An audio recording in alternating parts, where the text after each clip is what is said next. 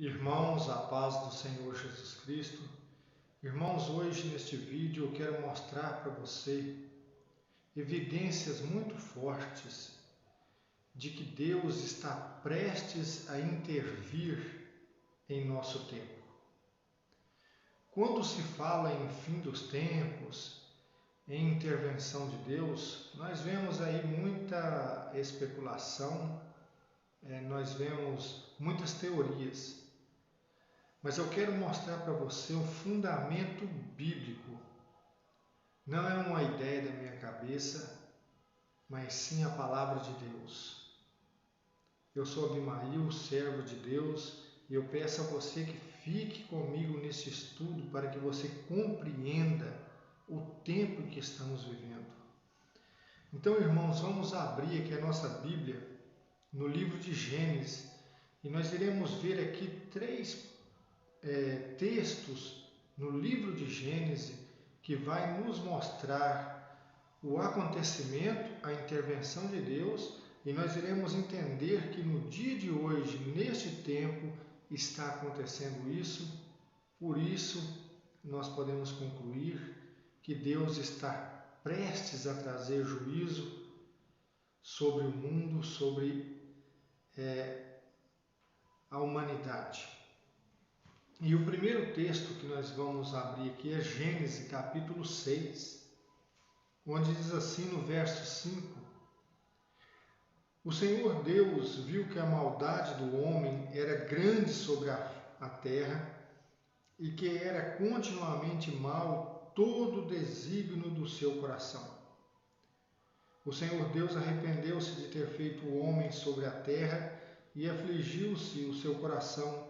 E disse o Senhor: farei desaparecer da superfície da terra o homem que criei, e com os homens, os animais, os répteis, as aves do céu, porque me arrependo de os ter feito. Então, o que nós vemos aqui? Nós vemos aqui neste texto de Gênesis, nesse primeiro texto, o relato da Escritura do motivo pelo qual Deus trouxe o dilúvio sobre o mundo naquele tempo.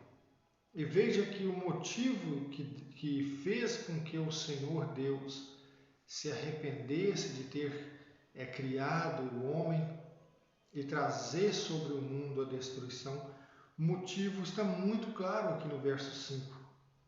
O Senhor viu que a maldade do homem era grande sobre a terra e que era continuamente mau todo o desígnio do coração do homem. Aí você poderia dizer assim: mas isso é desde sempre. Exatamente. Veja que Deus trouxe o dilúvio, Deus salvou Noé, Deus achou graça em Noé, salvou Noé, a sua família e alguns animais, um casal de cada animal. Aqui o relato diz que foram 7 pares de animais puros e um par de animal impuro. Veja que a maldade, logo em seguida, a maldade começa de novo e é assim desde sempre. Então veja que nesse primeiro ponto nós vemos claramente que a maldade do homem é grande sobre a terra neste tempo. Veja que a cada tempo que vai passando, mais se multiplica a iniquidade do ser humano. E se nós analisarmos com um olhar espiritual para o mundo em que vivemos, nós vemos que isto está acontecendo hoje. Isto que está sendo relatado aqui no verso 5. Viu o Senhor que a maldade do homem era grande sobre a terra e que era continuamente mau todo o desígnio no seu coração. Então veja que hoje isso está evidente. Então este é um sinal muito claro de que Deus pode intervir a qualquer momento, seja ainda nessa nossa geração. Ou seja, eu não sei o dia, eu não sei a hora, não estou aqui para dizer isso, mas estou mostrando para você que está me acompanhando nesse estudo que, biblicamente, entendendo o que aconteceu naquele tempo, nós podemos entender o que está para acontecer no nosso tempo. E você vê que o que aconteceu naquele tempo, a corrupção da humanidade, é o que está acontecendo hoje. Você vê que a maldade está sobre a face da terra. Injustiças, desigualdades, guerras, fome, e tudo isso por causa da soberba do ser humano. Então veja que nesse primeiro ponto ficou muito claro para nós. Agora vamos para o segundo relato da Escritura, também ainda em Gênesis, no capítulo 11. Aqui é um ponto muito importante para entendermos.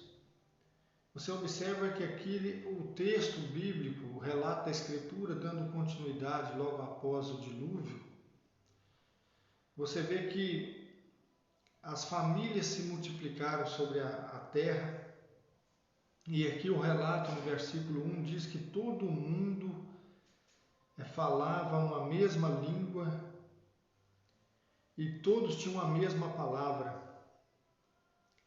E aqui no verso 4 diz assim: disseram, vinde, construamos uma cidade e uma torre cujo ápice penetre os céus. Façamos um nome e não sejamos dispersos sobre toda a terra. Veja que ponto importante. Hoje nós vivemos num mundo globalizado. Vamos fazer uma reflexão aqui. Veja que aqui o relato está dizendo que naquele tempo, o mundo inteiro, toda a humanidade que tinha naquele tempo, falava uma mesma língua, tinha uma mesma palavra. E eles decidiram de comum acordo construírem uma torre que atingissem os céus. Qual era a pretensão desse povo? A pretensão deles era que, se Deus enviasse novamente um dilúvio, essa torre seria alta o suficiente para que eles pudessem escapar do juízo de Deus. Eles pensaram, não, nossos antepassados foram desobedientes a Deus e Deus enviou o dilúvio. Mas o dilúvio, as águas não ultrapassaram as nuvens do céu. Foram até um limite. Então eles pensaram aqui, vamos construir uma torre que ela ultrapasse os céus, que ela atinja os céus, para que, se o Senhor enviar um juízo, nós possamos escapar dele. Então entenda comigo, hoje nós vivemos num mundo globalizado. Ainda que haja muitos idiomas, que nós vemos aqui o relato a partir do verso 5, que Deus desceu, veja que Deus interviu aqui. Assim como a gente entendeu lá em Gênesis 6, Deus se arrepende de criar o homem, por causa da maldade do coração do homem, Deus envia o dilúvio. Agora aqui nesse segundo ponto nós vemos que Deus vê a intenção dos homens e Deus desce e confunde a língua deles. Então veja que há uma intervenção de Deus e eles espalharam sobre a face da terra. Então vamos entender hoje. Veja que hoje, ainda que há muitos idiomas, o mundo está globalizado. As pessoas conseguem se comunicar e se entenderem. E cada dia que se passa, há também a necessidade de haver um governo mundial, ou seja, nós já temos uma organização mundial, as Nações Unidas. Então veja que entre os poderosos da Terra não há mais essa restrição de língua, de idioma, de palavras. Eles se comunicam, mesmo que seja por meio de intérpretes, aqueles que não falam muitos idiomas, mas na sua maioria eles falam os idiomas. E eles têm à sua disposição os intérpretes. Então eles falam a mesma língua. E até mesmo para pessoas comuns, hoje você tem acesso a coisas do mundo inteiro. Mas veja que há uma pretensão hoje, por parte dos governos, por parte de instituições governamentais e até mesmo que não são, que há um patrocínio de pessoas bilionárias, podemos dizer assim, como nós vemos aí na mídia, que têm essa pretensão de chegarem a um outro planeta, porque o ser humano já alcançou o espaço. Mas veja que qual é a pretensão dessas instituições, desses governos que querem habitar um outro planeta, encontrar um outro planeta habitável. Isso não é dito na mídia, mas com certeza eu tenho convicção de dizer isso, que eles creem que quando eles conseguirem isso, se eles conseguirem, eu acredito que eles não vão conseguir, mas na mente deles eles acreditam que só assim eles poderão escapar de um juízo final aqui na Terra. Ou seja, já tem mídias que dizem que o mundo pode ser destruído, que alguns cientistas já chegaram a esta conclusão. Então, essas instituições governamentais, elas almejam isso, povoar um outro planeta para que possam escapar de um apocalipse aqui na Terra, de uma intervenção de Deus. Mesmo que eles até nem acreditem em Deus, mas é uma rebelião em oposição a Deus, assim como o povo aqui em Gênesis 11 almejaram fazer, mas veja que eles não conseguiram. E o porquê não conseguiram? Foi porque Deus interviu. Então, quando você para refletir, você observa que tudo que o ser humano hoje mais deseja, isso se referindo aos poderosos da terra, é alcançar os céus. Isso significa o que? A independência de Deus. Ou seja, se opor a Deus. E veja que nós estamos vivendo num tempo que não há limites para aquilo que o homem está intentando fazer na ciência, na tecnologia. E veja que é um fato que aconteceu naquele tempo. Veja que Deus, ele diz aqui, no verso 5, ora, o Senhor desceu para ver a cidade e a torre que os homens tinham construído. E o Senhor disse, eis que todos constituem um só povo e falam uma só língua. Isso é o começo de suas iniciativas. Agora nenhum desígnio será irrealizável para eles. Então o próprio Deus viu e falou, eles falam a mesma língua, tudo que eles tentarem fazer, eles vão conseguir. Mas logo em seguida Deus vem e confunde as línguas. Então Deus interveio para que a vontade de Deus se pusesse e fosse cumprida, porque os homens estavam se opondo à vontade de Deus e estabelecendo o próprio caminho deles. Não, nós vamos ficar juntos e vamos fazer isso e isso. É o que o mundo de hoje está fazendo. O mundo de hoje se opõe a Deus e como consequência disso, vai acontecer uma intervenção de Deus, seja na nossa geração, seja na próxima, mas há essa evidência muito forte, porque veja que desde esse relato aqui, pode ter havido muitas civilizações sábias, de muito conhecimento, mas veja que na nossa geração o mundo está num patamar de outro nível, globalizado, com ciência, a ciência evoluída em todos os sentidos. Então é só a gente observar que a gente entende isso, e então devemos ficar atentos. E o outro ponto principal aqui também do nosso entendimento, que nós podemos compreender que Deus vai intervir neste mundo e não demora, é aqui em Gênesis capítulo 18, é o verso 20, que é o relato de Sodoma e Gomorra, onde diz assim, verso 20, disse então o Senhor Deus, o grito contra Sodoma e Gomorra é muito grande, Seu pecado é muito grave. Vou descer e ver se eles fizeram ou não tudo o que indica o grito que contra eles subiu até mim. Então ficarei sabendo. E então você sabe que Deus ele desce e ele logo depois envia anjos a Sodoma e Gomorra para executarem o juízo de Deus. Mas qual foi o pecado de Sodoma e Gomorra?